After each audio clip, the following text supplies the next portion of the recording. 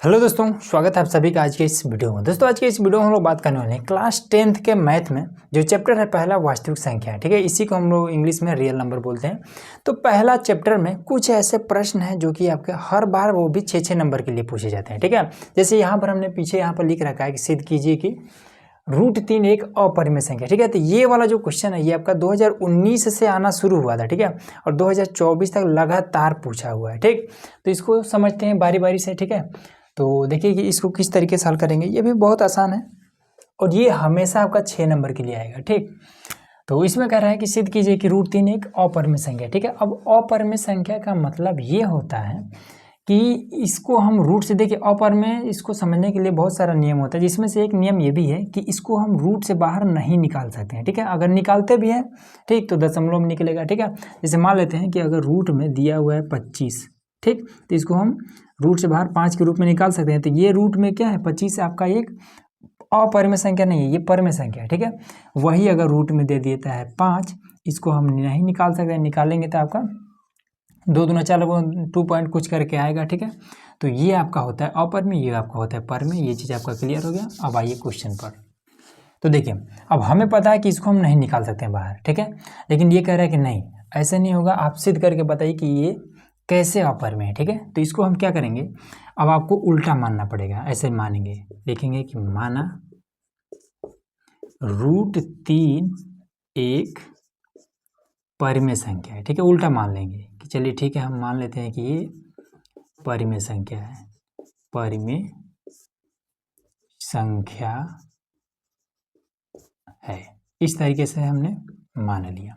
अब क्या करेंगे, इसको हम एक परिमेय संख्या के सामने रखेंगे तो कुछ इस तरीके से √3 बराबर में P/Q, इस तरीके से। ठीक, तो इसके स्थान पर P और Q के स्थान पर A/B भी लग सकते हैं। ठीक है, कोई दिक्कत नहीं है।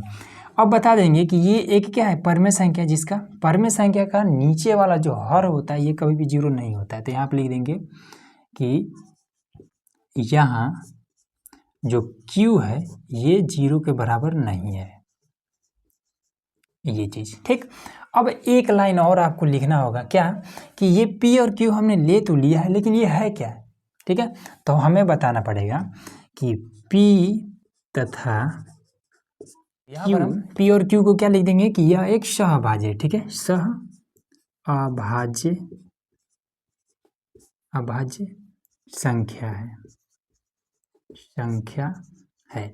अब इसका क्या मतलब है, तो सहअभाज्य संख्या का मतलब ये होता है कि P और Q के स्थान पर कोई ऐसा अंक रखा जाएगा, कोई ऐसा संख्या रखा जाएगा जिसका जब हम HCF लेंगे तो वो स्वयं 1 से ही कटेगा। ठीक है, 1 के अलावा और इसको कोनो भी विभाजित नहीं कर सकता है, न P को न Q को। ठीक है, तो सहअभाज्य का मतलब यही है कि P और Q को ये स्वयं अपने आप से विभाजित होगा या फिर एक विभाजित करेगा, इसके अलावा ये इसको कोई भी विभाजित नहीं कर सकता है। ठीक है, तो ऐसा का संख्या कौन होता है, 7 होता है, 3 होता है, 5 होता है। तो इसी तरीके का कोई संख्या यहाँ P और Q के स्थान पर रखा जाएगा। ठीक है, तो ये चीज़ होता है। अब हम क्या करेंगे आगे, देखिए इसको हल करेंगे तो लिखेंगे कि √3 बराबर में P/Q। ठीक है, अब दोनों तरफ वर्ग कर देंगे तो लिख देंगे कि दोनों तरफ वर्ग करने पर। ठीक, अब दोनों तरफ जब वर्ग कर देंगे तो ये कैसे हो जाएगा, ये हो जाएगा √3 का स्क्वायर बटे में P/Q का स्क्वायर, ऐसे हो जाएगा। ठीक है, इस स्क्वायर की वजह से रूट खत्म हो जाएगा, बचेगा केवल 3।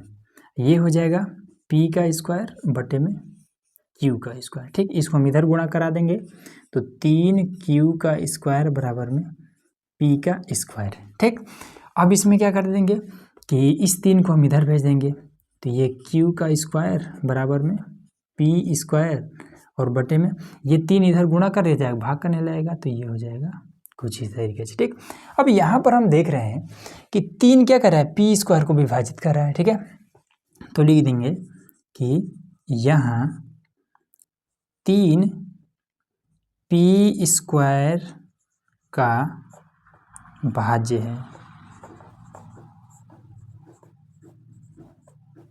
ठीक है, मतलब इसका ये हुआ कि जो 3 है, ठीक है, इस पी स्क्वायर को विभाजित करता है, ठीक है। इसलिए पी का भी भाज्य होगा, ये हम लिख देंगे, ठीक है। मतलब कि पी स्क्वायर को अगर विभाजित करता है तो ये पी को भी विभाजित करेगा, ठीक। उसके बाद से लिखेंगे कि पुनः माना, एक बार फिर से आपको मान लेना है, ठीक है। हमने ये चीज़ पता कर ली, इतना करने के बाद हमें ये चीज़ पता चला कि P को ये 3 भी विभाजित कर रहा है, ठीक है। अब इसके बाद से चेक कर लेंगे कि क्या Q को भी कोई विभाजित कर रहा है, तो इसके लिए हम मानना पड़ेगा, ठीक है। तो मान लेंगे इसी P के बराबर मान लेंगे कि P बराबर में 3C, इस तरीके से मान लेंगे, ठीक है। अब दोनों तरफ वर्ग कर देंगे, तो लिख देंगे दोनों तरफ वर्ग करने पर, यही लिख देते हैं कि वर्ग करने पर, ठीक है। तो ये हो जाएगा P का स्क्वायर बराबर में 3C का ये होल स्क्वायर हो जाएगा, ठीक है। उसके बाद से ये P स्क्वायर बराबर में ये हो जाएगा 9C का स्क्वायर, ठीक। अब इसमें क्या करेंगे, P स्क्वायर का मान यहाँ पर कितना है, 3Q का स्क्वायर है, तो यहाँ पर रख देंगे। तो 3Q का स्क्वायर बराबर में 9C का स्क्वायर, ये इतना आया, ठीक है। अब इसको हम इधर करते हैं, तो यहाँ पर देखिए तो क्या है हमारा 3Q का स्क्वायर बराबर में 9C स्क्वायर, 3Q का स्क्वायर बराबर में 9C का स्क्वायर, ठीक। 3 को इधर भेज देंगे तो Q स्क्वायर बराबर में 9C का स्क्वायर बटे में 3 हो जाएगा, इससे ये काट लेंगे तो Q का स्क्वायर बराबर में 3C का स्क्वायर, ठीक है। 3 को इधर भेज दीजिए तो Q का स्क्वायर बटे में 3 हो जाएगा बराबर में C स्क्वायर। अब यहाँ पर हमें क्या मालूम चला कि ये वाला जो 3 है Q स्क्वायर को भी विभाजित करता है, ठीक है। तो यही वाला प्रोसेस सेम यहाँ पर भी हम लिख देंगे, ठीक है। यहाँ लिख देंगे कि यहाँ 3Q स्क्वायर का भाज्य है, ठीक है। तब Q का भी भाज्य होगा, ठीक है। Q को भी विभाजित करेगा, ये इतना हमने लिख दिया। अब इसके बाद से हमने यहाँ पर क्या लिखा था कि P तथा Q एक सभाज्य, मतलब कि P और Q को एक के अलावा और इसको कोई भी विभाजित नहीं करता है, ठीक है। और यहाँ पर हमें क्या मिला है कि P को 3 विभाजित कर रहा है, Q को भी 3 विभाजित कर रहा है, तो ये तो गलत हो गया ना। तो यही चीज़ यहाँ लिख देंगे कि यहाँ P तथा Q को 3 विभाजित करता है, विभाजित करता है, ठीक है। तो विभाजित करता है, इसलिए यहाँ विरोधाभास उत्पन्न हो रहा है, विरोधाभास